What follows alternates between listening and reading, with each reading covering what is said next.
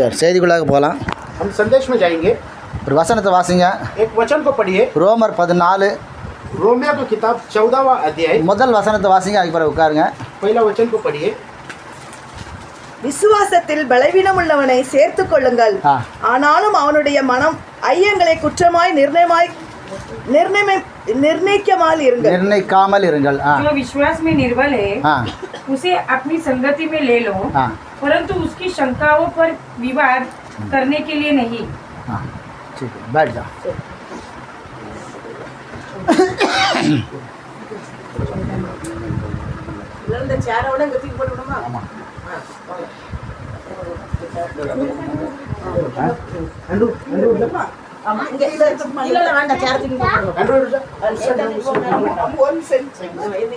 இடம்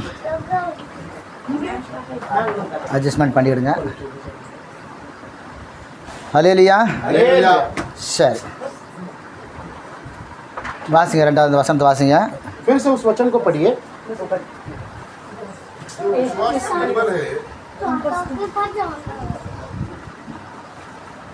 हाँ, जो विश्वास में निर्बल है उसे अपनी संगति में ले लो, परंतु उसकी शंकाओं पर विवाद करने के लिए नहीं. विवाद करने के लिए नहीं पढ़ेंगे. तमिल படிச்சிரமா. 14 விசுவாசத்தில் பலவீனம் உள்ளவனை சேர்த்துக் கொள்ளுங்கள். சரி, ஆண்டவர் தான் அந்த வசனத்துல இருந்து நமக்கு ஒரு சில காரியங்களை தருவாரு. परमेश्वर हमें इस वचन में से कुछ देना चाहिए. வேதம் சொல்லுகிறது. कलाम कहता है यहाँ पर. ஆண்டவர் சொல்றாரு, परमेश्वर कहता है விசுவாசத்தில் பலவீனம் உள்ளவர்களை, जो विश्वास में निर्बल है, ஆனாலும் அவனுடைய மன ஐயங்களை குற்றமாய் விசுவாசத்தில் பலவீனம் உள்ளவர்களை என்ன செய்யணுமா? जो विश्वास में निर्बल उन्हें क्या करना है? சேர்த்து கொள்ளணும். उन्हें संगति में ले लेना है. நிறைய பேருக்கு விசுவாசம் பலவீனமா இருக்கும். बहुत सारे लोगों का विश्वास कमजोर होता है. விசுவாசம் அப்படின்னு சொன்னாலே, विश्वास बोले तो இப்ப நம்ம ஒரு காரியத்தை பற்றி நம்ம பேசும்போது, हम एक विषय के बारे में बात करते समय அது ஆகுமா, वो होएगा, அது ஆகாதா, या नहीं होगा, அது அப்படிங்கிற ஒரு இரு மனப்பான்மையில உள்ளதுதான் அவிசுவாசம். அது பலவீனம். ऐसा दो मन में आता है, वो अविश्वास का कारण है. இயேசு கிறிஸ்து சொன்னாரு, यीशु मसीह ने कहा, என் நாமத்தினாலே मेरे नाम से நீ எதை கேட்டாலும் तू जो कुछ मांगेगा அதை நான் உனக்கு தருவேன். उसे मैं तुझे दूंगा. நீங்கள் சந்தோஷமாயிருக்கும்படி तुम आनंदित रहने के लिए உங்களுக்கு அதை செய்வேன். उसे तुम्हें करूंगा. இப்ப இந்த வசனத்தை நம்ம விசுவாசிக்கணும். इस वचन को हम विश्वास करना இப்ப है. இந்த வசனத்தை நம்ம விசுவாசித்தாதான் इस वचन को विश्वास किया तो ही இயேசுங்கிற பேர்ல நம்ம எதையாவது கேட்போம். हम यीशु नाम पर कुछ कर सकते हैं. எதையாவது நம்ம அதை கேட்டாதான் या कुछ मांगेगा तो அவர் அதை நமக்கு செய்வாரு. वो हमें दिया जाएगा. முதல்ல அவர் நமக்கு தருவாருங்கிற ஒரு நம்பிக்கை, ஒரு விசுவாசம் நமக்குள்ள வேணும். पहला वो हमें करेगा और वो देगा करके वो विश्वास होना चाहिए. ஆனா इसलिए வேதம் சொல்லுது, कलाम कहता है அப்படி ஒருவேளை ஒருத்தன் பலகீனமா இருந்தா கூட, हो सकता है कौन कमजोर में भी रहेगा तो நான் எத்தனை வருஷமா ஜெபம் பண்ணேன் பிரதர், मैं कितना सालों से प्रार्थना कर रहा भाई, ஒண்ணும் நடக்கல, कुछ भी नहीं हुआ. நீ சர்ச்சுக்கு ஆக மாட்டா, तू चर्च के लिए योग्य नहीं நீ है, அயோக்கியன், तू अयोग्य நீ है, அவிசுவாசி, तो अविश्वासी நீ வெளியே போ, तू बाहर जा. அப்படி சொல்லக்கூடாதான். ऐसा नहीं बोलना है. பலகீனம் உள்ளவர்களை जो कमजोर है சேர்த்துக் கொள்ளுங்கள். उन्हें जो संगत में लीजिए. அவனுடைய பலவீனத்தை குறித்து நம்ம எதுவும் பேசக்கூடாதான். उनके कमजोर के बारे में हम कुछ नहीं बोलना है. இப்போ अभी பழைய ஏற்பாட்டுல अभी जुना करार में விசுவாசத்துல பலகீனம் உள்ளவர்கள், जो कोई विश्वास में कमजोर है புதிய ஏற்பாட்டுல பலம் உள்ளவர்கள், और जो नया करार में बलवान थे, ரெண்டு பேரையும் நம்ம பார்க்கணும். हम दोनों को देखेंगे. அப்பதான் நம்ம எப்படி இருக்குன்னு தெரியும். तभी हम कैसे पता चलेगा. ஹல்லேலூயா. हालेलुया. நியாயாதிபதிகள் 4வது அதிகாரம் न्यायों का किताब 4वां अध्याय 4வது வசனத்தை வாசிங்க. 4 में 4वां वचन को पढ़िए. லபிதோத்தின் மனைவியாகிய எபரால் என்னும் தீர்க்கதரிசியானவள் இஸ்ரவேலை நியாயம் விசாரித்தாள். சரி, இப்போ अभी हिंदी படிக்கணும்னா படிச்சிருங்க. उस समय लपिदोत की स्त्री दबोरा जो नबियों थी, इस्राएलियों का न्याय करती थी. இப்போ நமக்கு நல்லா தெரியும், हमको अच्छे से पता है நியாயாதிபதிகளுடைய காலம் எப்போ அப்படின்னா, न्याय का दिन कब है करके இஸ்ரவேலர்கள் வந்து इस्राएली लोग கானான் தேசத்துல குடியேறினதுல இருந்து कानान में जब वास करने लगे, சவுல் ராஜாவா ஆகும் வரைக்கும், साउल जब राजा होने तक, இந்த இடைப்பட்ட காலங்கள் தான் நியாயாதிபதிகளுடைய காலம். उनके बीच में का समय ही वो न्याय का समय था. கடைசி நியாயாதிபதி தான் சாமுவேல். और जो अंतिम न्याय करने वाला था वही सामुएल है. ஒவ்வொரு நியாயாதிபதியுடைய காலத்திலையும் हर एक न्यायियों के समय पर ஜனங்கள் வந்து जो लोग है, அந்த நியாயாதிபதிகளுடைய காலம் போக ஒரு 10 வருஷம் 5 வருஷம் எக்ஸ்ட்ரா இருப்பாங்க. वो न्याय का समय होने ஒரு நல்ல விசுவாசத்துல நல்லா இருப்பாங்க. वो विश्वास में और थोड़ा अच्छा बढ़ोतरी. இதுல 1வது வசனத்தை வாசிங்க. 4:1 उसमें 4 में पहला वचन को पढ़िए. ஏகூத் மரணம் அடைந்த பின்பு ஏகூத் என்கிறவன் விசாரிச்சுக்கிட்டு இருந்தான். அவன் மரணம் அடைந்த பின்பு இஸ்ரவேல் புத்திரர் திரும்ப கர்த்தரின் பார்வைக்கு பொல்லாப்பானதை செய்து வந்தார்கள். இன்னைக்கு நாம எப்படி இருக்கோம்? आज हम कैसे? பிரனாம் மரணம் அடைந்த பின்பு ब्रनाम जब मरने के बाद இன்னைக்கு நம்ம விசுவாசம் எப்படி இருக்கு? आज हमारा विश्वास कैसा है? அவருடைய காலத்துல उनके समय पर நம்ம அவரை 7வது சபையின் தீர்க்கதரிசின்னு விசுவாசிக்கிறோம். हम विश्वास करते हैं कि वो 7वां कलीसिया का दूध है. அவருடைய செய்தி புக்கில் 1200 புக்கு கிட்ட இருக்கு. எல்லா புக்லையும் ஒவ்வொரு இதுலயும் அந்த வியாதியஸ்தர்களுக்காக அவர் ஜெபம் பண்ணுதாரு. उनका लगभग एक 1200 संदेश का किताब होगा. उसमें हर एक संदेश में एक अंत में वो प्रार्थना करता है. அவரே சொல்லுதாரு, वही कहते हैं இந்த அதாவது அற்புத அடையாளங்கள் வந்து ये सब अद्भुत और जो चिन्ह है தேவன் நம்மோடு இருக்கிறார் என்பதை நிரூபிக்கிறதுக்காக தான். परमेश्वर हमारे साथ है रहने दिखाने के लिए. ஆனா ஒரு மனுஷனை ரட்சிக்கிறது எதுன்னா लेकिन एक मनुष्य को उद्धार कैसा देता है? வார்த்தை தான். वचन है. ஒரு மனுஷனை ரட்சிக்கிறது எதுன்னா एक मनुष्य को उद्धार कैसा देता है? தேவனுடைய வார்த்தை வசனம் தான். परमेश्वर का वचन ये केवल. ஆனா लेकिन தேவனுடைய வார்த்தையை நான் கரெக்டா பேசுறதுக்கு அதை நிரூபிக்கிறதுக்கு परमेश्वर का वचन में सही बोल रहा है वो निश्चय करने के लिए அற்புத அடையாளம் தேவைப்படும். उसके लिए अद्भुत और चिन्ह का जरूरत है. கிரியை இல்லாத விசுவாசம் जो बिना क्रिया का विश्वास செத்ததா இருக்கிறது. वो मर चुका है. எப்படி கிரியா? कैसा क्रिया? இப்போ பேப்பர்ல எழுதி நான் விசுவாசிக்கிறேன்னு சொல்றது கிரியை இல்ல. पेपर में केवल बोल के रखे वो विश्वास नहीं है. அதன்படி நடக்கிறது தான் கிரியை. उसके अनुसार मैं चलूंगा तो ही विश्वास है. நான் வேணும்னு கேட்டேன் எனக்கு கிடைக்கும்னு நம்பிக்கையோட இருக்கிறது கிரியை. मैं मांग कर लूंगा उसे विश्वास. ஆபிரகாம் தேவனை விசுவாசித்தான். अब्राहम ने परमेश्वर से विश्वास किया. அது அவனுக்கு நீதியாக எண்ணப்பட்டது. लेकिन वो उसके लिए धर्मी ठहराया. இந்த வார்த்தையை அவன் கேட்கறதுக்காக எத்தனை வருஷம் விசுவாசம்? उसको वो वचन मांगने के कितना साल तक इंतजार किया? ஒரு வருஷமா 2 வருஷமா 1 साल या 2 साल? 25 வருஷம். लगभग 25 साल तक. இந்த 25 வருஷத்துல ये 25 साल में கடைசி நெருங்கும் போது अंत समय पर அவனே கொஞ்சம் குளறுபடி ஆயிருந்தான். वही थोड़ा गड़बड़ में आ गया. சாராள் சொல்லுதா, साराल कहता है என் வேலைக்காரியோட சேர்ந்துரும், आप हजीरा के साथ जाइए. அவ ஒரு பிள்ளை பாப்பா, वो एक पुत्र को जनेगी. ஒருவேளை அதனால நம்ம வீடு கட்டப்படலாம். हो सकता है उसके द्वारा हमारा घर बांधा जाएगा. ஆபிரகாமிட தேவன் வந்து பேசும்போது अब्राहम से जब परमेश्वर बात करते समय இந்த எலியாசர் என் வீட்டுல பிறந்தவன் தான், ये एलियाजर भी मेरे घर का है. அவன் ஒருவேளை என் வாரிசா இருக்கலாங்க. हो सकता है ये मेरे घर का वारिसदार होगा. ஆண்டவர் ரெண்டு பேருமே இல்ல, परमेश्वर दोनों को नहीं कहता உன் மனைவி குழந்தை பிறகு உனக்கு तेरे पत्नी से एक पुत्र जनेगा அப்படின்னு சொல்லி அவர் அவனை தேட்டுதாரு. वो उसे सहायक देता है. அவன் நீதியா எண்ணப்பட்டது, वो धर्मी அவன் விசுவாசத்தின் தகப்பன், और वो विश्वास का पिता भी हो இந்த गया. வார்த்தையை கேட்கறதுக்காக ये वचन को सुनने के लिए 25 வருஷம் அந்த வார்த்தையில அப்படியே நின்னான். 25 वर्ष तक वो उसी वचन में स्थिर रहा. ஆண்டவர் என்னை ஆசீர்வதிப்பாரு, परमेश्वर मुझे आशीष करेगा. அவர் என்ன பலுக பெருக பண்ணுவாரு. वो मुझे एकदम बड़ा जाति का वंश में बढ़ाएगा. அதனாலதான் என் தகப்பன் விட்டு என்னை அழைச்சிட்டு வந்தாரு. इसलिए मेरे पिता के घर से मुझे अलग करके लाया. எனக்கு வானத்தின் நட்சத்திர போலதும்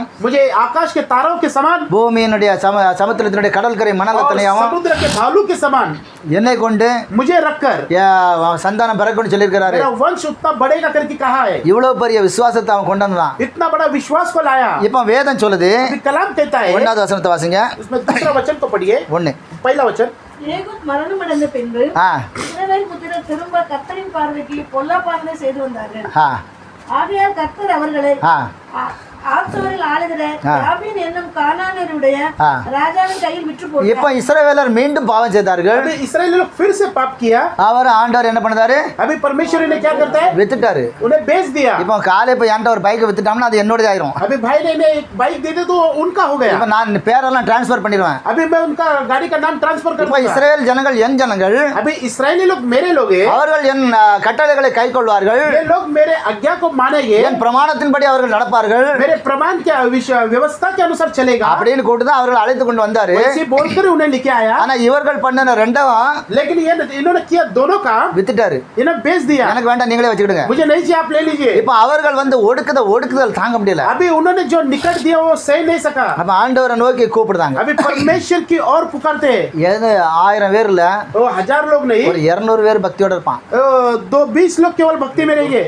200 लोग, அந்த 200 பேர் ஆண்டவர் நோக்கி கூப்பிடுவான். वो 200 लोग परमेश्वर की ओर पुकारेंगे. 800 பேர் அம்பாட்ல இருப்பான். वो ये 200 लोग ऐसे रहेंगे. இப்ப இது காலத்தின் போக்கு, என்ன செய்ய நம்ம அடிமையா இருப்போம். ये समय के अनुसार हम ऐसे रहेंगे. ஆனா 200 பேர் என்ன சொல்லுவான்? अभी 200 लोग क्या करेंगे? எங்கள் தேவன் எவ்வளவு அற்புதம் செய்தாரு, मेरा परमेश्वर कैसा अद्भुत करेगा, எங்களை எப்படிலாம் கூட்டு வந்தாரு, हमें कैसा लेके आया எங்க है, பிதாக்கள் எப்படி சொன்னாங்க हमारा पिता कैसा कहा था, அப்படின்னு அவங்கள் தேவனை நோக்கி கூப்பிட்டுக்கிட்டே இருப்பாங்க. वो परमेश्वर की ओर पुकारते रहेंगे. இப்ப இவர்களுடைய வேண்டுதல் अभी इनका जो विनती है தேவன் கேட்பார். परमेश्वर सुनेगा। இப்ப தெபேராள் அப்படிங்கிற ஒரு தீர்க்கதரிசி எழுப்புதாரு. जो देबोरा जो उस भविष्यवाणी को खड़ा करता है, இப்ப அவ வந்து நியாயம் தீர்க்கிறா. अभी जो वो आके न्याय करता है, ஆனாலும் ஜனங்கள் எப்படி தான் இருக்காங்க? लेकिन तो भी लोग कैसा है, அடிமையா தான் இருக்காங்க. वो अभी भी गुलामी में है। ஏன்னா क्योंकि இந்த உலகத்தினுடைய அடிமையில இருந்து விடுபடணும்னா சண்டை போட்டு தான் ஆகணும். क्योंकि इस संसार की गुलामी से बाहर आना है तो झगड़ा करना पड़ेगा। ஆனா தீர்க்கதரிசியாகிய தெபோராள் लेकिन जो भविष्यवाणी दबोरा है, ஜனங்களுடைய அந்த வழக்குக்காக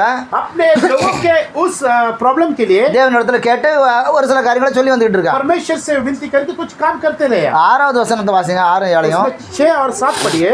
அவள் நப்தலியில் உள்ள ஏதேசில் இருக்கிற அபினோதாமின் குமாரன் பாராக்கை வரவழைத்து நீ நப்தலி புத்திரரிலும் செபுலோன் புத்திரரிலும் 10,000 பேரை கூட்டிக் கொண்டு தாபோர் மலைக்கு போக கடவா என்றும் நான் யாபீனின் சேனாபதியாகிய சிசராவையும் அவன் ரதங்களையும் அவன் சேனையையும் கீசோன் பள்ளத்தாக்கிலே உன்னிடத்திற்கு வர இழுத்து அவனை உன் கையில் ஒப்பு கொடுப்பேன் என்றும் இஸ்ரவேல் தேவனாய் கர்த்தர் உனக்கு கட்டளையிடவில்லையா என்றார். ஏற்கனவே இந்த பாராக் என்பவனை கூப்பிட்டு अभी ये इन्हें बुलाकर தெபோராள் அழைத்தார். ஆண்டவர் பேசுறாரு. परमेश्वर दबोरा को बुलाता है, பாராக்க கூப்பிடு, तू बाराक को बुला, அவன் இன்னாருடைய மகன், वो इसका पुत्र है அப்படின்னு அவனை கூப்பிட்டாரு. वो उसको बुलाता है। கூப்பிட்டு அவனை ஆண்டவர் இந்த மாதிரி சொல்லுதாருப்பா, अभी परमेश्वर ऐसा कहता है, நீ ஒரு 10,000 பேரை கூட்டிட்டு போ, तू एक 10,000 लोगों को लेके जा। ஆண்டவர் அவங்கள உன்னை நோக்கி அழைப்பாரு. वो परमेश्वर तेरी और उन लोग को लेके आएगा। நீ இஸ்ரவேலின் தேவனாகிய கர்த்தருடைய நாமத்தை எடுத்துட்டு போ, तू इस्राएली परमेश्वर का नाम लेकर जा, ஆண்டவர் அவர்களை முறியடிப்பாரு. परमेश्वर उन्हें नाश करूंगा। இப்படி நீ செய்வதனால ऐसा करेगा तो நீ இஸ்ரவேல் ஜனங்களை அடிமையிலிருந்து மீட்டெடுப்பான்னு சொல்லியிருக்காரு. तू इस्राएली लोगों को गुलामी से बचाएगा, इसका अर्थ होता है। 7வது வசனத்தை வாசிங்க. उसमें நான் யாபீனின் சேனாபதியாகிய சிசராவையும் அவன் ரதங்களையும் அவன் சேனையையும் கீசோன் பள்ளத்தாக்கிலே உன்னிடத்திற்கு வர இழுத்து அவனை உன் கையில் ஒப்பு கொடுப்பேன் என்றும் இஸ்ரவேலின் தேவனாய கர்த்தர் உனக்கு கட்டளையிடவில்லையா என்று. கட்டளை இட்டாச்சு ஆல்ரெடி. पहले से उन्होंने प्रतिज्ञा किया, ஆனா அவன் ரொம்ப நாள் ஆச்சு கிளம்பவே இல்ல. लेकिन बहुत समय होगा அவன் கிளம்பவே இல்ல. वो गया ही नहीं। அவன் என்ன சொல்றான்? वो क्या बोलता है? 8வது வசனத்தை பாருங்க. 8वां वचन को देखिए। அதற்கு பாராக் நீ என்னோட கூட வந்தால் போவே. இப்போ பாராக் சொல்லுதான், अभी बाराक कहता है, நீர் சொன்னதெல்லாம் சரிதான் அம்மா, तू जो बोला सही है। தெபோராள் அம்மா சரிதான், நீங்க சொன்னதெல்லாம் சரிதான், दबोरा माँ जो तुम कहती हो सही है, நான் போக மாட்டேன், मैं नहीं जाऊंगा, நீர் என்னோட கூட வரணும். तुम मेरे साथ आइए। விசுவாசத்துல அவனுக்கு பலகீனம். विश्वास में उसको தேவனுடைய வார்த்தை வந்து परमेश्वर का जो वचन है இவன் விசுவாசிக்கிறான். அந்த அம்மா தீர்க்கதரிசியை விசுவாசிக்கிறான். वो माँ एकदम विश्वास करते हो सही है, ஆனா நீ போ ஆண்டவர் உன் கையில ஒப்பு கொடுக்கறாருங்கல அவனுக்கு பயம் இருக்குது. लेकिन तू जा, वो तेरे हाथ में सौंपेगा करके परमेश्वर कहता, लेकिन तो भी डर है। அது ஒரு நாள் அடிமை இல்லல்ல, एक दिन का गुलामी नहीं ना, எத்தனை வருஷம் அடிமையா இருந்தாங்களோ साल की गुलामी है। அப்ப இவன் திடீர்னால நான் போகும்போது ஒருவேளை நான் பின் வாங்கிட்டோம்னா, हो सकता है मैं जाते समय मैं पीछे की ओर फिर गया तो என் குடும்பத்தையே அழிச்சு விடானே, मेरा कुटुंब को नाश कर देगा। ஆண்டவர் சொல்றாரு, நான் சொல்லவில்லையா, கர்த்தர் உனக்கு சொன்னாரு, परमेश्वर कहता है कि तुझे नहीं कहा, परमेश्वर कह रहा है இத்தனை நாளா என்ன கிளம்பலையா, तू इतना दिन हो गया अभी तक नहीं गया। அவன் ஒரே படியா நிக்கிறான். वो एक ही पकड़ में है। 2வது வாரம் அந்த அம்மாட்ட वो फिर से उस दबोरा के पास வரும்போது தான் அந்த அம்மா சொல்லுதான், உனக்கு ஏற்கனவே ஆண்டவர் சொன்னாரு. फिर से दबोरा कहते कि तेरे को परमेश्वर ने कहा है। அவன் சொல்லுதான், நீர் என்னோட வந்தால் நான் போவேன், यदि तुम मेरे साथ आओगे तो मैं जाऊंगा, இல்லாட்டா नहीं तो நான் போக மாட்டேன்.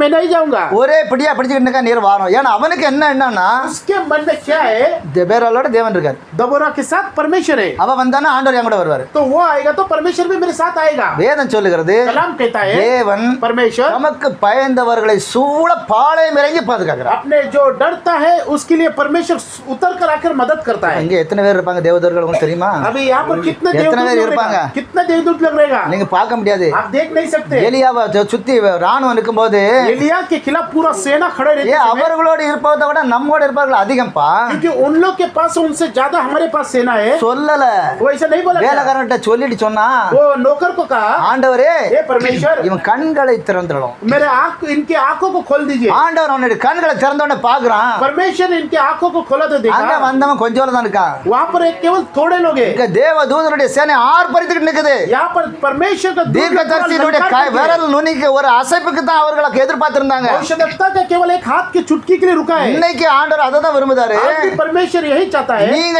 என்ன சொல்லுதோ அது நடக்கும். तुम जो बोलेगा वो होएगा। நாம தான் பலகீனமா இருக்கோம். हम ही कमजोर में, தேவன் பலகீனம் உள்ளவர் அல்ல, परमेश्वर कमजोर में नहीं அவர் है, பலம் உள்ளவர். वो एकदम एकदम बलवान थे। அவருடைய தூதர்கள் ஒன்னையும் என்னையும் சுத்தி பாளையம் இறங்கி நிற்கிறார்கள். उनके जो देवदूत है वो हमारे लिए उतर कर खड़ा रहे। நம்முடைய விசுவாசம் எந்த லெவல்ல இருக்குன்னு நம்ம தான் நம்மளை சோதிச்சு ஆராயணும். हमारा विश्वास कैसा है वही हम परख कर देखना है। அப்படி இல்லைன்னா ஆண்டவர்ட்ட தான் கேட்கணும். ऐसा नहीं है तो हम परमेश्वर से मांगना है। ஆண்டவரே எனக்கு விசுவாசத்தை இன்னும் हे परमेश्वर मुझे विश्वास और வர்த்திக்க பண்ணு. मुझे और बड़ा कर நான் दीजिए। விசுவாசத்துல பெருகட்டும். मैं विश्वास में और बढ़ना இயேசு चाहिए। கிறிஸ்து சொல்ல ஆகும் கட்டளையிட நிற்கும் அப்படின்னா यीशु मसीह बोलते ही वो आज्ञा पूरा होता है तो அந்த இயேசுவின் நாமத்துல நானும் சொன்ன ஆகும் கட்டளையிட நிற்கும். वही यीशु मसीह के नाम से मैं भी बोलेगा तो होएगा। அதுதான் விசுவாசம். वही विश्वास है। அன்னைக்கு அவர் பூமியில இருந்தாரு. उन दिनों में परमेश्वर पृथ्वी में थे। இன்னைக்கு அவர் இடத்துல நான் இருக்கேன். आज उनकी जगह पे मैं हूँ। நீங்க நிக்கிறீங்க. आप है விசுவாசிக்கிறவர்களால் நடக்கும் அடையாளங்கள். विश्वास लोग का चिन्ह। நீங்க விசுவாசத்தோட எந்த காரியத்தை கேட்டாலும் आप विश्वास से जो कुछ आप मांगोगे அத தூதர்கள்ல இருந்து எல்லாரும் ஆம் ஆமென் ஆம் ஆமென்னு சொல்லிடுவாங்க. आप जो देवदूत है वो आमेन आमेन हाँ ऐसे ही बोलते रहेगा। சரி வாங்க 7 7 8 நிலை படிங்க. उसमें 7 8 पढ़िए। நான் யாபியின் சேனாதிபதியாகிய ஆ. சிசராவையும் ஆ. அவன் ரதங்களையும் ம். அவன் சேனையையும் ஆ. கீசோன் பள்ளத்தாக்கிலே உன்னிடத்திற்கு வர இழுத்தேன். 7 8 சரி அவனை உன் கையில் ஒப்புக் கொடுப்பேன் என்றும் ஆ. இஸ்ரவேலின் தேவனாகிய கர்த்தர் இஸ்ரவேலின் தேவனாய கர்த்தர் உனக்கு கட்டளை இல்லவில்லையா? உனக்கு ஆல்ரெடி கட்டளை இட்டாரு. அதற்கு பாரார், அதுக்கு பாரார், நீ என்னோட கூட வந்தால் போவேன், நீர் என்னோடு கூட வந்தால் போவேன், என்னோட கூட வராவிட்டால் நீர் என்னோடு கூட வராவிட்டால் நான் போக மாட்டேன் என்றார். நான் போக மாட்டேன். அதற்கு அவள், நான் உன்னோட கூட நிச்சயமாய் வருவேன். இப்ப அவளுக்கு வேற வழி இல்லாம ஆயி போச்சு. अभी उसको कोई भी कुछ रास्ता ही नहीं था। ஏமனா ஆண்டவர் சொல்லி நாளாவது क्योंकि परमेश्वर बोलकर काफी दिन हो गया। ஆண்டவர் பாராக்க தான் தெரிஞ்செடுத்திருக்காரு. परमेश्वर ने बाराक को चुन कर रखा। ஆனா அவன் போக மாட்டேங்கிறான். लेकिन वो नहीं जा रहे बोल रहे। ஆனா வேற வழி இல்ல। लेकिन और कोई मार्ग भी नहीं है। அந்த அம்மா முடிவு எடுக்குது. अभी वो उसके दबोरा एक विंद एक विचार करता है। இப்ப சரி நான் வரேன், चलो मैं आता हूँ। 9வது வசனத்தை வாசிங்க. इसमें 9वां वचन को देखिए। அதற்கு அவள், நான் உன்னோட கூட நிச்சயமாய் வருவேன். இப்போ அவள் அந்த அம்மா முடிவெடுத்தாச்சு, யுத்தம் நடக்கிற இடத்துல பெண்கள் போக மாட்டாங்க. अभी जहाँ भी युद्ध होता है वहाँ पर बहन लोग नहीं जाते। ஏம்னா क्योंकि வெட்டி போட்டுக்கிட்டே இருப்பானா, क्योंकि मार कर फेंकते रहते। அப்படியே துடிக்க கடந்துகிட்டே இருக்கான், அடுத்தால வெட்டக்கு ஓடிக்கிட்டே இருப்பான். क्योंकि तड़पते तड़पते और आगे आगे मारते जाते। பெண்கள் எல்லாரும் அதை நின்று பார்க்க முடியாது. क्योंकि बहन लोग वो देखकर खड़े नहीं रह सकते। வீரர்களுக்கு அது வந்து பழக்கம். क्योंकि जो शूरवीर रहते हैं उनको आदत है। ஆனா அந்த அம்மா பாரு வேற வழி இல்ல. क्योंकि वो दबोरा का और रास्ता मार्ग भी नहीं है। தேவனுடைய வார்த்தையை நிறைவேற்றணும். परमेश्वर के वचन को पूरा करना है। சரி நான் வாரேன். चलो मैं आता हूँ। ஆனாலும் நீ போகிற பிரயாணத்தில் உண்டாகிற மேன்மை உனக்கு கிடையாது. இப்ப ஆண்டவர் சொல்லிட்டாரு, अभी परमेश्वर ने कहा இந்த பெருமை ஒன்ன சேராது. अभी ये घमंड तुझे नहीं चलेगा। பாராக்கு போனா बाराक गए तो அவன் யுத்தம் பண்ணா, वो युद्ध किया, அவன் ராஜாக்களை வெட்டி போட்டான் वो राजाओं को मार के फेंका। அப்படின்னு சொல்லி ஹிஸ்டரியில உனக்கு இடம் கிடையாது. वैसा इतिहास में तेरा नाम नहीं। அதுக்கு அவன் என்ன சொல்லுதான், लेकिन वो क्या कहता है, கர்த்தர் சிசராவை ஒரு ஸ்திரீயின் கையில் ஒப்புக் கொடுப்பார் என்று சொல்லி லெபனான் எழும்பி பாராக்கோட கூட கெதேசுக்கு போனார். அப்பொழுது பாராக் செபுலோன் மனுஷரையும் நப்தலி மனுஷரையும் 14 படிங்க. 14 पढ़िए उसमें 4 में। அப்பொழுது தேவரால் பாராக்கை நோக்கி எழுந்து போ, கர்த்தர் சிசராவை உன் கையில் ஒப்புக் கொடுக்கும் நாள் இதுவே. அப்ப அந்த நேரம் வரும்போது वो समय आते ही நீ எழுந்து போ, तू उठकर जा। இந்த நேரத்துல ஆண்டவர் உனக்கு ஒப்பு கொடுப்பாரு. ये समय पर परमेश्वर तेरे अधीन करेगा। அவன் அந்த ஜனங்களை பூரா கூட்டிட்டான், वो सारे लोगों को जमा किया, எழுந்து போறான், वो उठकर जा रहा है। ஆண்டவர் அவங்க கையில ஒப்பு கொடுக்கறாரு. परमेश्वर उसके हाथ में अधीन कर दिया। அப்படியே விட்டுட்டு 17க்கு வந்துருங்க. अभी 17 में आइए। சிசரா கால்நடையாய் கேனியனான எபேரின் மனைவி யாகேலுடைய கூடாரத்துக்கு ஓடி வந்தார். இப்போ அவன் யுத்தத்துல இருந்து எதிரியான ராஜா என்ன பண்ணுதான், अभी वो जो युद्ध में से राजा क्या करता है, அவன் பாருங்க அவனுக்கு ஏகப்பட்ட ரதங்கள் இருந்துச்சு. उसको बहुत सारा रथ था। தேவன் பாராக்கோட கூட போனதுனால परमेश्वर बाराक के साथ गया, அவனுடைய சேனை கலங்கடிக்கப்பட்டதுனால उसका सेना गिराया गया। உயிர் தப்பிப்பதற்காக ரதத்தை விட்டு இறங்கி குறுக்கு வழியா ஓடுதான். वो पूरा वो रथ से उतर के भागने लगा। ஏன்னா ரதம் அப்படிங்கிறது ஒரு குறிப்பிட்ட ரோட்ல தான் போகும், ஒரு மார்க்கத்துல தான் போக முடியும். क्योंकि रथ एक जगह से ही जा सकते हो, हर जगह से नहीं जाएगा। சின்ன இடங்கள்ல ஓடாது, वो निकट के जगह से नहीं जा सकते। ஏன்னா குதிரைகள் பூட்டப்பட்டு வேகமா ஓடுவாங்க, क्योंकि घोड़ा को रख के भाग सकते हैं। இப்ப அவன் குதிரை ரதத்தை போட்டுட்டு घोड़ा रथों को छोड़कर குறுக்கு வழியா இறங்கி ஓடுதான். वो एकदम सकेत फाटक से दौड़ने लगा। சிசெரா கால்நடையாய் கேனியனான ஏபேரின் மனைவி யாகேலுடைய கூடாரத்துக்கு ஓடி வந்தான். அப்பொழுது யாபீன் என்னும் ஆத்சோரின் ராஜாவுக்கும் கேனியனான ஏபேரின் வீட்டுக்கும் சமாதானம் உண்டாயிருந்தது. இப்ப அவன் எங்க வரான்னு சொன்னா அவர்களோட நட்பான ஒரு நாட்டுக்கு பக்கத்துல தான் ஓடி வரான். उनके एकदम करीब के जो देश में आता है அவர்களுக்கு ஒரு ஐக்கியம் இருந்துச்சு. उनके साथ एक एकजुट था. ஒரு அன்பான ஒரு ஒத்துழைப்பு இருந்துச்சு. एक प्रेम का एक संबंध था. இஸ்ரவேலர்களுக்கு மேல யுத்தம் பண்ணன மாதிரி இந்த ஜனங்களோட அவன் யுத்தம் பண்ணல. क्योंकि इस्राएलियों के साथ जैसे युद्ध किया इन लोगों के साथ नहीं किया. 19வது வசனத்தை வாசிங்க. 19वां वचन को पढ़िए. அவன் அவளை பார்த்து குடிக்க எனக்கு கொஞ்சம் தண்ணீர் தா. இப்ப அவன் கேக்குறான், எனக்கு ஏதாவது தாகமா தானே, ஓடி வாரேன், தாகமா இருக்கிறேன். அவள் பால் துருத்தியை திறந்து அவனுக்கு குடிக்க கொடுத்து திரும்பவும் அவளை மூடினான். சரி, இந்திர நீ வாசுறேன். तब तीसरा ने उससे कहा मुझे प्यास लगी है, मुझे थोड़ा पानी पिला. तब उसने दूध की कुप्पी खोलकर उसे दूध पिलाया और उसको ओढ़ा दिया. 21வது வசனத்தை வாசிங்க. 21वां वचन को पढ़िए. பின்பு ஏபேரின் மனைவியாகிய யாகேல் ஒரு கூடார ஆணியை எடுத்து தன் கையிலே கத்தியை பிடித்துக்கொண்டு சுத்தியை பிடித்துக்கொண்டு மெல்ல அவன் அண்டையில் வந்து அவன் நெற்றியிலே அவன் ஆணி அடித்து போட்டால் அது உருவி போய் தரையிலே புதைந்தது. அப்பொழுது ஆயாசமாய் தூங்கின அவன் செத்து போனான். इसके बाद हेबेर की स्त्री याएल ने ढेरे की एक कुंडी ली और अपने हाथ में एक हथौड़ा भी लिया और दबे पांव उसके पास जाकर कुंटी को उसकी कनपटी पे ऐसा ठोक दिया कि कुंटी पार होकर भूमि में धंस गई. वो तो थका था इसलिए गहरी नींद में सो रहा था, अतः तो वो मर गया. அவன் இறந்து போனான். वो मर गया. இப்ப இந்த இதை செய்ததுக்கு அந்த பெருமை யாருக்கு கிடைச்சிச்சு? ये जो करने के लिए उसका जो गौरव किसको मिला? அந்த பெண்ணுக்கு கிடைச்சிச்சு. उस யாபேல்ங்கற பெண்ணுக்கு கிடைச்சிச்சு. उस याएल उसको मिला. அவன் அவளத்துக்குள்ள ஒரு பலகீனமா தான் இருந்தான். वो इतना कमजोर में था. ஆனால் அந்த நேரம் ஆண்டவர் लेकिन उतना टाइम तक परमेश्वर அவனை வச்சு தான் அந்த ஜனங்களை மீட்கணும்னு சொல்லி ஒரு நிர்ணயம் பண்ணியிருந்தாரு. उसको रखकर ही वो लोगों को बचाने के लिए था. அவன் தன்னுடைய பெருமையை பகல் அவன் ஏற்றுக்கொள்ளல. लेकिन वो अपने ऊपर का घमंड वो सब नहीं चाहा. பேர் யாருக்கு வேணாலும் போட்டோம். वो नाम किसी को भी जाने दीजिए. ஆனா நீர் என் கூட வாரணும்னு தெபரால கூப்பிட்டதனால लेकिन आप मेरे साथ आइए दबोरा को बुलाते समय அந்த யுத்தத்தினுடைய பெருமையை ஒரு பெண்ணுக்கு ஆண்டவர் கொடுத்தாரு. उस युद्ध का जो नाम होता है गर्व वो एक स्त्री को दिया परमेश्वर. கீழே படிச்சுக்கிடுங்க. उसके बाद आप घर पे वचन पढ़ लीजिए. விசுவாசத்தில் கொஞ்சம் பலகீனமா. अभी ये विश्वास में कमजोर है. விசுவாசத்தில் பலமுள்ளவர்களை நம்ம பாப்போம். अभी हम विश्वास में जो बलवंत है उन्हें देखेंगे. அப்போஸ்தலர் 6வது அதிகாரம் 1வது வசனத்துக்கு வாங்க. प्रेरित 6वां अध्याय के 1 वचन को पढ़िए. அந்நாட்களிலே சீஷர்கள் பெருகின போது கிரேக்கரானவர்கள் தங்கள் விதவைகள் அன்றாட விசாரணையில் திட்டமாய் விசாரிக்கப்படவில்லை என்று எபிரேயருக்கு விரோதமாய் முறுமுறுத்தார்கள்.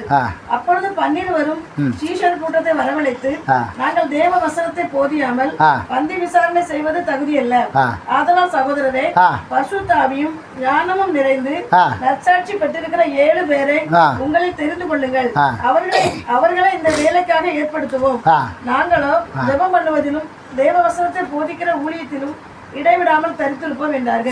उन दिनों में जब चेलों की संख्या बहुत बढ़ने लगी तब यूनानी भाषा बोलने वाले इब्रानी भाषा बोलने वाले पर कुड़कुड़ाने लगे कि प्रतिदिन की सेवकाई में हमें विधवाओं की सुधि नहीं ले जाती. तब उन 12 ने चेलों को मंडली को अपने पास बुलाकर कहा, ये ठीक नहीं कि हम परमेश्वर का वचन छोड़कर खिलाने पिलाने की सेवा में रहे. इसलिए हे भाइयों, अपने में से 7 सुनाम पुरुषों को जो पवित्र आत्मा पर बुद्धि से परिपूर्ण हो चुन लो कि हम उन्हें इस काम पर ठहरा दे. இப்போ சீசர்கள் இயேசு கிறிஸ்துவின் காலம் வந்துட்டு. अभी यीशु मसीह का समय आ गया. சீசர்கள் சுவிசேஷத்தை அறிவிக்கிறார்கள். अभी चेले लोग सुसमाचार सुनाने लगे. சுவிசேஷத்தின் நிமித்தம் सुसमाचार के कारण பிசாசுனுடைய கட்டுகளில் இருந்து शैतान के बंधन से ஜனங்களை விடுதலை ஆக்கி கொண்டிருக்கிறாரு. लोगों से छुड़ा रहा है परमेश्वर. ஜனங்கள் பாவத்திலிருந்து இருந்து விடுதலை ஆகுறாங்க. लोग पाप से छुटकारा पाए.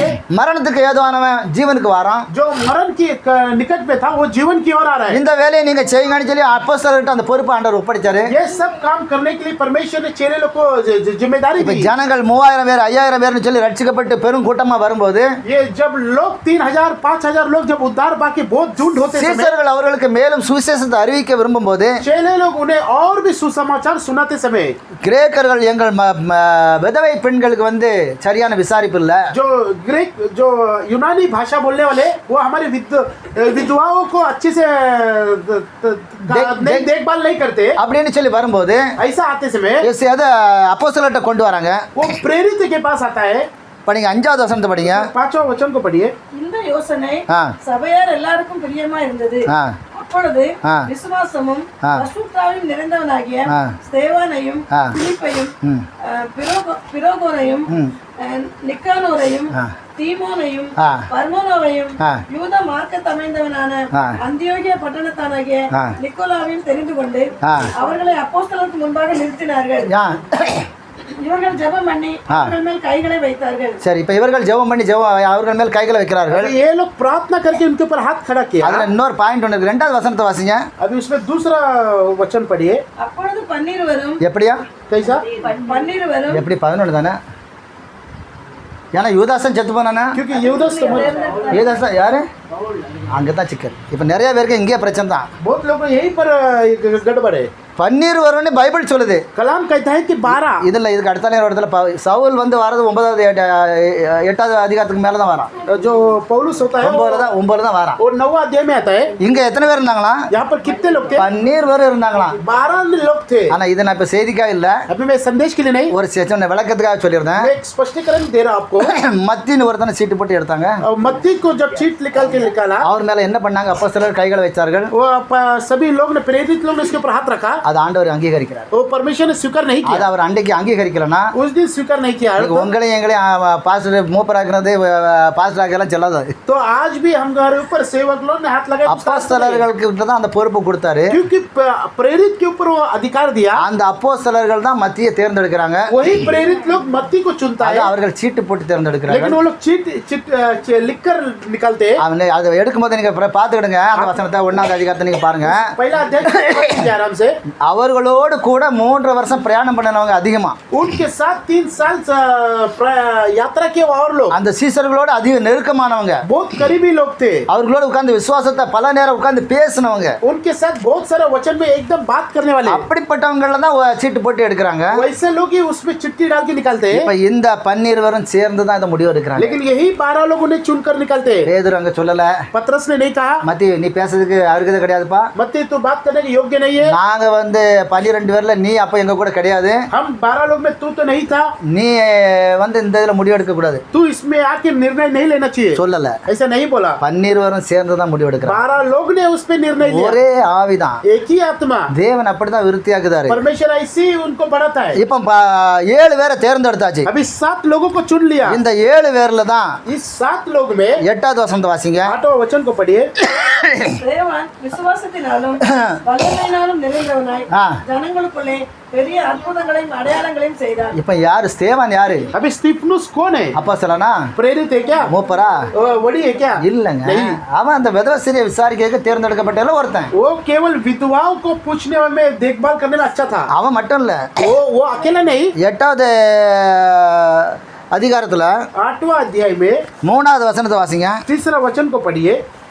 சவுல் வீடுகள் தோறும் நுழைந்து சவுல் வீடுகள் தோறும் நுழைந்து புருஷரையும் ஸ்திரீகளையும் இழுத்துக் கொண்டு போய் புருஷரையும் ஸ்திரீகளையும் இழுத்து கொண்டு போய் காவலில் போடுவித்து சபையை பாழாக்கி கொண்டிருந்தான். சபையை அவன் பாழாக்கி கொண்டு தான் இருக்கான். சீசர்களுக்கு வந்து ஒரு நெருக்கடி ஆயிட்டு. अभी चेले लोग तो उनको बहुत एक निकट आ गया. இப்ப இவங்களெல்லாம் தேர்ந்தெடுத்தது அதுக்கு முன்னால. अभी इनको जब चुना उसके पहले. நீங்க அந்த வசனத்தை 6வது அதிகாரத்தை படிச்சீங்கன்னா தெரியும். आप वो 6वां अध्याय पढ़ेगा तो आपको समझेगा. சீசர்கள் சிதறடிக்கப்படுறாங்க. தித்தர் பித்தர் கர்ற சீசர்கள். चेले लोग को पूरा तितर बितर करने लगे. ஏம்னா? क्योंकि இவங்க இந்த 7 பேர் அபிஷேகம் பண்ணாங்க. क्योंकि ये सातों का अभिषेक किया. துணை ஊழியத்துக்கு. ये इनको अलग-अलग सेवकाई के लिए. ஆனா அங்க சவுல் என்ன பண்ணுதான்? लेकिन यहाँ पर साउल क्या करता है? இந்த மார்க்கத்தாரான ஸ்திரீகளை அழிக்க அவன் திட்டமிட்டு ये जो इस मार्ग में जो नमन करते हैं वो लोगों को नाश करके அவன் வீடு வீட அடிச்சு நொறுக்குதான். வீட்டை பூரா தேடுதான். हर एक घर में जाके सबको उजाड़ रहा है. எந்த வீட்டுல அவன் இருக்கானோ பாருங்க. அந்த இயேசு கிறிஸ்துன்னு சொல்றத பேர்ல பிடிக்கல அப்படிங்க. जो मसीह यीशु ही मसीह करके कौन है बोलता है उनको जाके मारो करके। அது படிங்க. அப்பொழுது பிலிப்பு ஆ சமாரியாவில் உள்ள ஒரு பட்டணத்துக்கு போய் ஆ. அங்குள்ளவர்களுக்கு கிறிஸ்துவை குறித்து பிரசங்கித்தான். இந்த பிலிப்பும் அதுல ஒரு ஆள் தான். अभी ये फिलिप भी उसी में का एक है व्यक्ति। இயேசு கிறிஸ்துவோட சீசர்லயும் ஒரு பிலிப்பு இருந்தான். यीशु मसीह के चेले में भी एक फिलिप था। இன்னொரு பிலிப்பு இருந்தா அவனுடைய 4 பெண் பிள்ளைகளும் தீர்க்கதரிசிகள். और एक जो फिलिप था उसके 4 लड़की थे वो सारो भविष्यवाणी थे। இந்த பிலிப்பு ஸ்தேவான் கூட உள்ள பிலிப்பு. और ये जो फिलिप है 5வது வசனத்துல வாசியல்ல साथ था। இந்த 5வது வசனம் வாசியல்ல ये 5वां ஸ்தேவானே பிலிப்புன்னு சொல்லி फिलिप और स्तिफनुस இந்த பிலிப்பு தான் அவன். यही फिलिप है। படிங்க அப்படி 6 வசனம் வரைக்கும் வாசிங்க.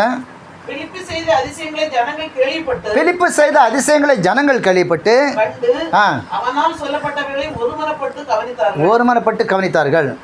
இப்போ இந்த பிலிப்பு வந்து अभी ये जो फिलिपुस है ஞானஸ்நானம் கொடுக்குறான். ये बपतिस्मा देता है। 14வது வசனத்துல இருந்து வாசிங்க 17 வரைக்கும். 16 से 17 पढ़िए। சமாரியர் தேவ வசனத்தை ஏற்றுக்கொண்டதை சமாரியர்கள் தேவ வசனத்தை ஏற்றுக்கொண்டது 14ல இருந்து. எருசலேமில் உள்ள அப்போஸ்தலர்கள் கேள்விப்பட்டு ஆ. பேதுருவையும் யோவானையும் ஆ.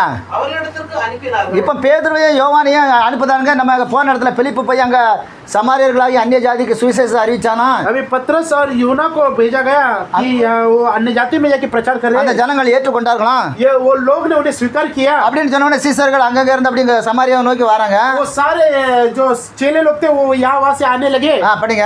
இவர்கள் வந்தபோது வந்தபோது அவர்களில் ஒருவனும் பரிசுத்தாவியை பெறாமல் இப்ப பிலிப்பு வந்து ஞானஸ்நானம் கொடுத்திருந்தான். अभी फिलिप केवल बपतिस्मा दिया ஆனா பரிசுத்தாவி அபிஷேகம் யாருக்கும் கிடைக்கல. लेकिन पवित्र आत्मा का वरदान नहीं मिला।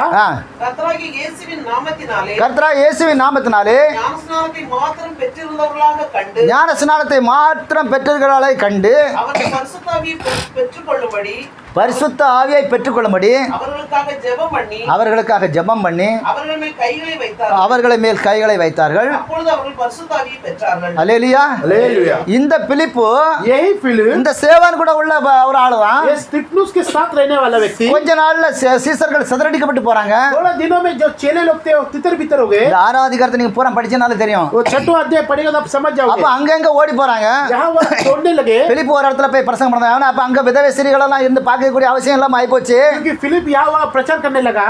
ஆனா 2 பேர் கொடுத்திருக்காங்க. எல்லாரும் ஊழியம் தான் பார்த்திருப்பாங்க. लेकिन दोनों का नाम दिया लेकिन सभी लोग सेवकाई कर रहे हैं। பைபிள்ல 2 பேர் தான் கொடுத்திருக்குது. कलाम में दोनों का नाम दिया அதுக்காக மற்றவங்க எல்லாம் அங்க ஊழியம் செய்யலன்னு இல்ல. ऐसा नहीं कि वो बाकी लोग सेवकाई नहीं किया। இந்த மத்தியை பற்றி நான் பார்க்கும்போது என் பையன் சொன்னா அவன் பெரிய ஹிஸ்டரி, அவன் ரொம்ப பயங்கரமா ஊழியம் செய்திருக்கான். मत्ती के बारे में देखे गए तो मेरा लड़का कहता है कि वो बहुत ज्यादा सेवकाई किया है। அவனுக்கு தனியா அவன் கூட செய்த ஊழியம் ஒரு ஹிஸ்டரியே இருக்குதான். उसके लिए एक बहुत बड़ा एक इतिहास है। அதே மாதிரி தோமா उसी अनुसार थोमा என் கைகளை தடவி பாருன்னு சொன்னதுக்கு அப்புறம் அவன் எருசலேம்ல காணப்படவே இல்லை. मेरे हाथों को देख और घाव को देख कहते कहते उसके बाद वो यरूशलेम में दिखाई नहीं। அவருடைய கல்லறை தமிழ்நாட்டுல இருக்குது. लेकिन उसका जो कब्र है वो तमिलनाडु में। இத பைபிள் அதுக்கப்புறம் எழுதப்படல அவரை. लेकिन उसके बाद में कलाम में नहीं लिखा गया। அதுக்காக அவர் ஊழியம் பார்க்கலன்னு இல்ல. क्या इसका अर्थ ये नहीं कि वो सेवकाई नहीं किया। அவர் வந்ததுனால தான் இன்னைக்கு தேங்காய் பட்டணத்துல 2000 வருஷம் ஆகுது சர்ச் கட்டி. आज उसी वो आने के बाद ही 2000 साल हो गया वो अपने तमिलनाडु में आए। நாகர்கோயில்ல தேங்காய் பட்டணம்ங்கிற ஊர்ல இன்னைக்கு அந்த சர்ச் இருக்கு. नागरकोइल में एक नगर है, उस नगर में आया है கொஞ்சம் தேங்காய் பட்டணம். तेंगाई पट्टनम। தேங்காய் பட்டணம் அந்த ஊர்ல இன்னைக்கு அந்த சர்ச்சுகள் இருக்குது. वहाँ पर आज भी वो कलिसिया है। பிரிட்டிஷ்காரனே பார்த்து ஆச்சரியப்பட்டான். ब्रिटिश लोग ही वो देखकर आश्चर्य हुआ। ஏப்பா இங்க இவ்வளவுக்கு முன்னாலே கிறிஸ்டியன் இருக்கானே அப்படின்னு சொல்லி. इसके पहले से यहाँ पर मसीह के लोग हैं। அதான் அவங்க கல்லறையை பார்த்த உடனே அதோட ரொம்ப சந்தோஷப்பட்டாங்க. और जब उसके कब्र को देखा तो वो और ही आनंदित हुआ। அப்பமே கிறிஸ்தவ கொண்டு வந்துட்டாங்க. उसी समय पर मसीह के लोग आ गए थे। இப்படி ஆங்காங்கே அவர்கள் ஊழியம் செய்துகிட்டு இருந்தாங்க. वैसे आते आते उन्होंने उनका सेवकाई किया। இவர்களாம் விசுவாசத்துல அப்படி தேறி வராங்க, வல்லவர்களா வராங்க. ये लोग सभी लोग विश्वास में और सामर्थ्य पाके और बढ़ने लगे। அப்போஸ்தலர் 6 8 10 படிங்க. 8ல இருந்து 10 வரை. प्रेरित 6:8 தேவன் விசுவாசத்தினாலும் வல்லமையினாலும் இருந்தவனாய் ஜனங்களுக்குள்ளே பெரிய அற்புதங்களையும் அடையாளங்களையும் செய்தான். அப்பொழுது லீபர்த்தினர் எனப்பட்டவர்களின் ஆலயத்தை சேர்ந்தவர்களிலும் சிரேனா பட்டணத்தாரிலும் அலெக்சாந்திரியா பட்டணத்தாரிலும் சிலிசியா பட்டண நாட்டாரிலும் ஆசியா தேசத்தாரிலும் சிலர் எழும்பி ஸ்தேவானுடனே தர்க்கம் பண்ணினார்கள். அவன் பேசிய ஞானத்தையும் ஆவியையும் எதிர்த்து நிற்க அவனுடைய ஆவியையும் எதிர்த்து நிற்க அவர்களால் கூடாமல் போயிட்டு முடியாம போயிடுது. பாருங்க அவன் பேசின அந்த சாமர்த்தியம், वो जो बात के वो सामर्थ्य அவனுக்கு இருக்கிற அந்த ஆவி, उसके अंदर था जो आत्मा, இத அந்த இயேசுவை கிறிஸ்து அல்ல என்று சொல்லுகிற ஜனங்களால ये यीशु ही मसीह करके बोलने नहीं आया उनको, எதிர்த்து பேச முடியாம ஆன உடனே उसके खिलाफ बात नहीं कर सका, அவரை எப்படி குற்றவாளி ஆக்குறாங்க அதுக்கு கீழே படிங்க. उसको कैसा गुनहगार बना रहे देखिए इसके नीचे।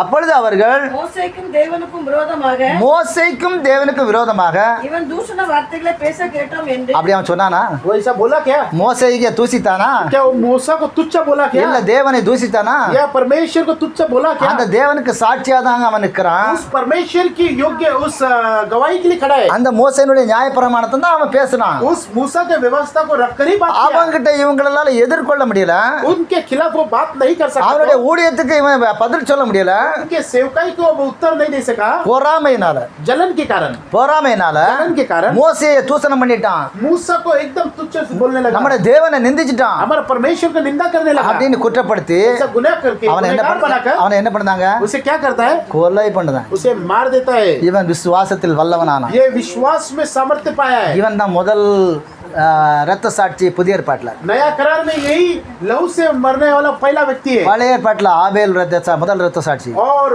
जो जुना करार में आबेल पहला हो गया है। ஆனா இவன் ஒரு அப்போஸ்தலன் கிடையாது, लेकिन ये प्रेरित नहीं रहा, இவன் ஒரு மூப்பர் கிடையாது, ये एक वडी नहीं रहा, இவன் ஒரு சாதாரண அபிஷேகம் பண்ணப்பட்டவன். ये एक साधारण अभिषेक पाया व्यक्ति। ஜனங்களுக்கு சாப்பாடு ஒழுங்கா இருக்குதா? लोगों के लिए खाना पीना सब बराबर है। சாப்பிட்டீங்களாக்கா? आपने खाया क्या? भोजन? அம்மா பெரியம்மா நீங்க சாப்பிட்டீங்களா? आपने खाना खाया क्या? இப்படி விசாரிக்கிறேன். ஆனா அவர்கள் அந்த நேரத்துல பொதுவா வச்சு எல்லாத்தையும் ऐसा அனுபவிச்சாங்க. हर एक के लिए सुधी लेने वाला व्यक्ति था। ரொம்ப நாள் ஓடல அது. वो ज्यादा समय नहीं चला, எல்லாரும் எருசலேம் விட்டு ஓடக்கூடிய சூழ்நிலை ஆயிட்டு. सभी लोग यरूशलेम से भागने का समय आया। ஓடினவெல்லாம் भागने वाले लोग எங்கும் சிதறி सहारे जगह तितर बितर होकर இயேசுவே கிறிஸ்து என்று நிரூபித்தார்கள். यीशु ही मसीह है करके बोलने लगा। அவர்களுக்கு முன்னால இவர் நிக்க முடியாம தான் उनके सामने वो खड़ा नहीं रह सका। அவன் அதை செய்தான் இதை செய்தான் அப்படின்னு சொல்லி குற்றப்படுத்தினது. ये कर रहा है वो कर रहा है ऐसा गुनाह दिखाकर இயேசு கிறிஸ்துக்கு மேல நிறைய பொய் சாட்சி சொன்னாங்க. यीशु मसीह के खिलाफ बहुत झूठा गवाही खड़ा किया। கடைசியில இந்த சாலமன் கட்டிய தேவாலயத்தை இடித்து போடுங்கன்னு சொன்னான். और आखिर में ऐसा कहा कि सुलेमान ने बांधा कलीसिया को तोड़कर गिरा दो बोला। நான் 3 நாள்ல அது கட்டிடுவேன்னு சொன்னான். मैंने 3 दिन में इसे बांध दूंगा कहा। அப்படின்னு ஒரு பொய் சாட்சியை சொன்னாங்க. एक झूठा गवाही खड़ा किया, பொய்யான குற்றச்சாட்டு. झूठा गुनाह दिखाकर நாமும் हम भी இன்னைக்கு விசுவாசத்துல வல்லவர்களா எழும்பி நின்னா आज विश्वास में सामर्थ्य पाके खड़े हुए तो உலகம் நம்முடைய ஆவிக்கு முன்னால நிக்க முடியாது. पर संसार के लोग आज हमारे आत्मा के खिलाफ खड़े भी நம்ம नहीं रह பேசுற सकते। வார்த்தைக்கு முன்னால அவங்களுக்கு பதில் சொல்ல முடியாது. हम जो बात कर रहे हैं उस वचन के खिलाफ वो खड़े भी नहीं रह सकते। ஒண்ணே ஒண்ணு வேணா சொல்லலாம், एक ही केवल बोलेंगे ஏன் அவனை இயேசுவின் நாமத்துக்காரன் அவன்கிட்ட பேச முடியாதுப்பா वो लोग यीशु नाम के लोग इनसे बात नहीं कर அப்படி सकते, சொல்லிட்டு தட்டி கழிச்சுப்பான். वैसा बोल के निकल जाएगा। ஆனா நாம் பேசுறது எது? लेकिन हम बात करें क्या है? அவனும் ஆராதிக்கிற அந்த இயேசுவை தான் பேசிக்கிறான். वो भी जो आराधना करे वही यीशु के बारे में बोल அந்த रहे हैं। தேவனுடைய நாமத்தை தான் நம்ம பேசுறோம். उसी परमेश्वर के नाम को हम ले रहे हैं, ஆனா அதை அவர்களால ஜீரணிக்க முடியாது. लेकिन वो लोग हजम नहीं कर सकता। இயேசு கிறிஸ்து தன்னுடைய சீசர்களுக்கு சொன்னாரு, यीशु मसीह अपने चेलों से कहा விசுவாசத்தை பெருக பண்ணும்படி. विश्वास को बढ़ाइए। மத்தேயு எழுதின சுவிசேஷம் मत्ती का किताब 21வது அதிகாரம் 21वां अध्याय 18-19 படிங்க. 18 और 19 को पढ़िए।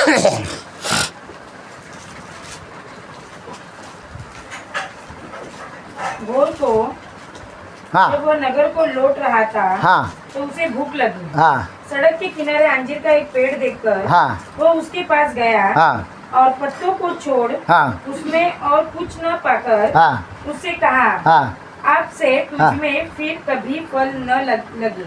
हाँ। और अंजीर का हाँ। पेड़ तुरंत सूख गया। हाँ காலையிலே அவர் நகரத்துக்கு திரும்பி வருகையில் ஆ. அவருக்கு பசி உண்டாயிற்று. ஆ. அப்பொழுது வழி அருகே ஒரு அத்திமரத்தை கண்டு ஆ. அதனிடத்திற்கு போய் ஆ. அதிலே இலைகளை அன்றி வேறு ஒன்றையும் காணாமல் ஆ. இனி ஒரு காலம் உன்னிடத்தில் கனி உண்டாகாது இருக்க கடவுது என்றார். சரி, மார்க் அத்திமரப்பட்டு மார்க் படிங்க 11 मरकुस 11वां अध्याय 21ல இருந்து வாசிங்க, 21 से पढ़िए। கொஞ்சம் தெளிவா பார்க்கணும். மார்க் 11 21ல இருந்து 24 வரைக்கும் मरकुस படிங்க. 11 பேதுரு நினைவு கூர்ந்து, பேதுரு இந்த மாதிரி ஆண்டவரே ये परमेश्वर அதை நினைவு கூர்தான். वो ऐसा याद स्मरण करता ஆனா है, வேதம் சொல்லுது लेकिन कलाम कहता அது है கனி கொடாத ஒரு காலம். वो फल नहीं देने का समय था, அது பழம் கொடுக்கக்கூடிய காலமே கிடையாது. उसका सीजन ही नहीं था। ஆனா ஆண்டவர் சொல்றாரு, लेकिन परमेश्वर कहता है நீ இனி ஒரு காலம் கனி கொடுக்க மாட்டான். अभी तू कभी भी तू फल नहीं देगा। ஏன் அவருக்கு தெரியாதா? क्या उनको नहीं पता? அவர் சர்வ வல்லமுள்ள वो தேவனாச்சே. सर्वशक्तिमान परमेश्वर है। சீசர்கள் சொன்னார்கள், चेले लोग ने नहीं कहा क्या? ஆண்டவரே எந்த மனுஷனும் உமக்கு எதையாவது சொல்லி கொடுக்க வேண்டிய தேவையில்ல, ये परमेश्वर आपको कोई भी लोग आके बोलने का जरूरत नहीं है। நீர் சகல சகலத்தையும் அறிந்திருக்கிறேன். आप सभी चीज को जानते हैं, ஆனா இந்த தேவனுக்கு தெரியாதா लेकिन ये परमेश्वर को नहीं जानते இந்த क्या? அத்திமரம் இப்ப கனி கொடுக்க கூட நேரம் இல்லைன்னு சொல்லி ये जो अंजीर का पेड़ है वो अभी फल नहीं देगा. அது பழம் கொடுக்காத காலம்னு பைபிள் சொல்லுது. कलाम कहता है कि उसका फल देने का सीजन ही नहीं ஆனா है, அவர் அங்க பழத்தை தேடுதாரு. लेकिन वहां पर वो फल देख चाहता है. படிங்க அந்த 21 இருந்து பேதுரு நினைவு கூர்ந்து பேதுரு நினைவு கூர்ந்து அவரை நோக்கி நோக்கி ரபி இதோ நீர் சபித்த அத்திமரம் பட்டு போயிற்று என்றான். இப்ப பாருங்க, देखिए, நீர் சபித்த அத்திமரம் आपने श्राप दिया अंजीर का पेड़, பட்டு போச்சுன்னு சொன்னான். वो सूख गया है. அதுக்கு ஆண்டவர் என்ன சொல்றாரு? परमेश्वर क्या இயேசு कहता है? அவர்களை நோக்கி இயேசு அவர்களை நோக்கி தேவனிடத்தில் விசுவாசம் உள்ளவர்களாய் இருங்கள். எப்படியா? कैसा? தேவனிடத்துல விசுவாசம் परमेश्वर உள்ளவர்களா? पर विश्वास रखो. எவனாகிலும் எவனாகிலும் இந்த மலையை பார்த்து இந்த மலையை பார்த்து பெயர்த்து சமுத்திரத்தில் தள்ளுண்டு போ என்று சொல்லி நான் தான் சொன்னபடி நடக்கும் என்று எப்படி कैसा? தான் சொன்னபடி இதுதான் மேட்டருங்க. यही सबसे महत्व है. அன்னைக்கு இயேசு கிறிஸ்து சொல்லாகும் கட்டளையிட நிற்கும்னு சொன்னா उन दिनों में परमेश्वर ने कहा आज्ञा देकर उसे खड़ा रहे तो खड़ा रहेगा. இன்னைக்கு பொன்னையாவும் இயேசுவின் நாமத்தினாலே சொல்லாகும் கட்டளையிட நிற்கும். आज परमेश्वर पुण्य ब्रदर भी बोलेगा उस नाम से तो आज्ञा पाला जाएगा. பாஸ்கர் பிரதர் சொல்லாகும் கட்டளையிட நிற்கும். भास्कर ब्रदर बोलेगा तो वो भी आज्ञा पाला जाएगा. யாரை முன்னிறுத்தி நம்ம சொல்லுவோம்? हम किसको आगे रख के उदाहरण देते हैं? நம்முடைய தேவனாகிய கர்த்தர், हमारा परमेश्वर சர்வ வல்லமுள்ள தேவன், सर्वशक्तिमान परमेश्वर. வானம் எனக்கு சிங்காசனம், பூமி என்னுடைய பாதப்படின்னு சொன்ன தேவன். आकाश उनका शरण स्थान और पृथ्वी उनका पादस्थल है करके कहा. அவருடைய நாமத்தை சொல்லி उनके नाम को बोलकर சர்வ வல்லமுள்ள இயேசுவின் நாமத்தினாலே இப்படி ஆக கடவுது அப்படின்னா सर्वशक्तिमान परमेश्वर यीशु मसीह के नाम से ये होने दे बोले तो அப்படியே ஆகும். वैसे ही होगा. படிங்க அத. தான் சொன்னபடியே நடக்கும் என்று தான் சொன்னபடி நடக்கும் என்று தன் இருதயத்தில் சந்தேகப்படாமல் விசுவாசித்தார். தன் இருதயத்தில் சந்தேகப்படாமல் விசுவாசித்தால் அவன் சொன்னபடியே ஆகும் என்று மெய்யாகவே உங்களுக்கு சொல்லுகிறேன். படி. ஆதலால் நீங்கள் ஜெபம் பண்ணும்போது நீங்கள் ஜெபம் பண்ணும்போது எவைகளை கேட்டுக்கொள்வீர்களோ பாருங்க, देखिए, ஜெபம் பண்ணும்போது प्रार्थना करते समय எவைகளை கேட்டுக்கொள்வீர்களோ कुछ तुम मांगोगे அவைகளை பெற்றுக்கொள்வோம் என்று அவைகளை பெற்றுக்கொள்வோம் என்று விசுவாசியுங்கள்.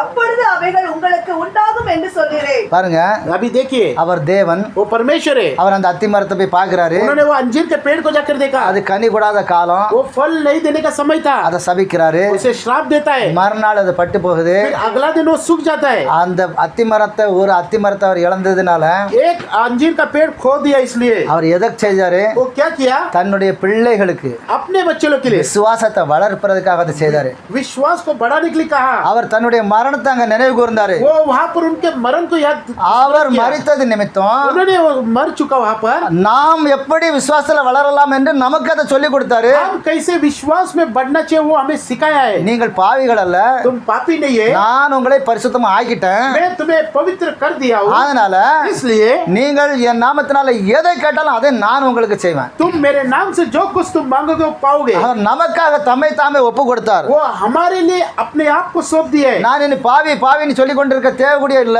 अभी हम केवल मैं पापी हूँ बोलने का जरूरत नहीं है. கர்த்தராகிய இயேசு கிறிஸ்துவின் நாமத்தினால परमेश्वर यीशु मसीह के नाम से பாவ மன்னிப்புக்கு எவன் ஒருவன் ஞானஸ்நானம் பெற்றானோ, पाप के क्षमा के लिए जो कोई उन्होंने बपतिस्मा लिया, எவன் ஒருவன் அதற்கு அப்புறம் பரிசுத்தன அபிஷேகத்தை பெற்றானோ, जो कोई उसके बाद वो पवित्र आत्मा का वो वरदान पाया, அவன் தான் அந்த இடத்துல இயேசு.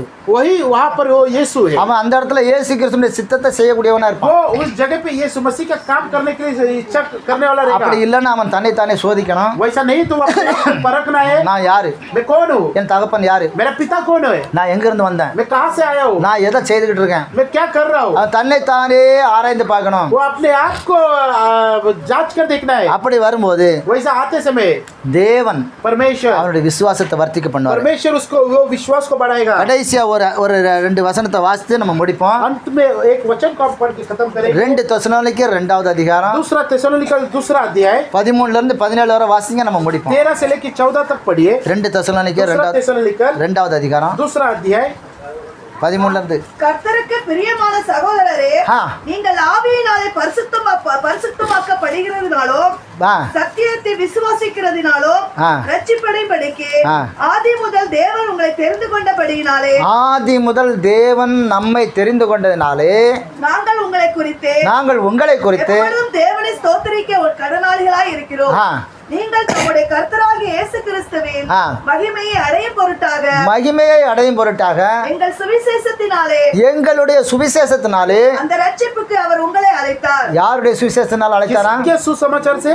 சீசர்களுடைய சுவிசேஷத்தினால. चेले लोग के सुसमाचार से. எல்லாரும் சீசர்கள் தான். सभी लोग चेले लोग हैं. இன்னைக்கு நானும் சீசர் தான். मैं भी चेला हूं. ஊழியம் செய்கிற அத்தனை பேரும் சீசர்கள் தான். और परमेश्वर जो सेवकाई कर रहे हैं वो भी चेले हैं. அன்னைக்கு அவர்கள் பேசிக்கிட்டு இருந்தாங்க. उन दिनों में वो लोग बात कर रहे थे. இன்னைக்கு நாங்க பேசிக்கிட்டு இருக்கோம். हम बात कर रहे हैं. இந்த சுவிசேஷத்துல எவன் ஒருவர் ரட்சிக்கப்பட வரானோ जो कोई इस सुसमाचार से उद्धार पाकर आता है அவன் கிறிஸ்துவனுடைய ஆவியை பெற்றுக்கொள்வான். वो मसीह का आत्मा को पहना है. ஆகையால் சகோதரரே நீங்கள் நிலை கொண்டு வார்த்தையினாலாவது நிருபத்தினாலாவது நாங்கள் உங்களுக்கு உபதேசித்த முறைமைகளை கைக்கொள்ளுங்கள். பாருங்க, அன்னைக்கு அவர்கள் வார்த்தையினால பேசினார்கள். उन दिनों में उन्होंने वचन के द्वारा बात किया. தூரத்துல இருக்கும்போது நிருபத்தை எழுதி அவங்களுக்கு கொடுத்தாங்க. और दूर में रहते समय वो चिट्ठी लिखकर उन्हें दिया. நம்முடைய கர்த்தராகிய இயேசு கிறிஸ்துவும் நம்மிடத்தில் அன்பு கூர்ந்து நித்திய ஆறுதலையும் நல்லம்பிக்கையையும் கிருபையாய் நமக்கு கொடுத்திருக்கிற நம்முடைய பிதாவாகிய தேவனும் உங்கள் இருதயங்களை தேற்றி எல்லா நல்வசனத்திலும் நற்கிரியையிலும் உங்களை ஸ்திரப்படுத்துவாராக. நீங்களும் பலகீனமா இருக்க கூடாது. நாங்க உங்களுக்கு போதிச்சிருக்கிறோம். உங்களுக்கு நிருபங்களை எழுதியிருக்கிறோம். இவைகள் எல்லாம் படித்திருக்கிறீர்கள்.